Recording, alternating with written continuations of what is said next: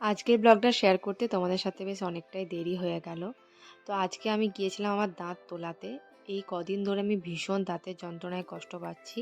তো আগের দিনই গিয়েছিলাম ডাক্তার দেখাতে, তো ডাক্তার বলল দাঁতটা তুলতে হবে। তো ওর জন্য চলে এসেছি আজকে দাঁত তুলতে। আর দেখতেই পাচ্ছ গালটা আমার ভালোই ফুলে গেছে বাঁ দিকটা।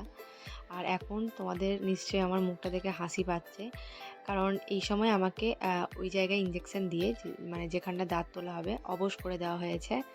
তো ওর জন্য আমি কোনো কিছু ফিল করতে পারছিলাম না, আমার জিভটা যে বেরিয়ে যাচ্ছিল আমি সেটাও পর্যন্ত বুঝতে পারছিলাম না। তো এখন দেখো দাঁত ওঠানো হয়ে গেছে, আর এখন মুখের মধ্যে কিছু একটা দিয়েছে। তো ওটা 1 ঘন্টা রাখার পর ওটাকে ফেলে দিয়ে বলেছে আইসক্রিম খেতে।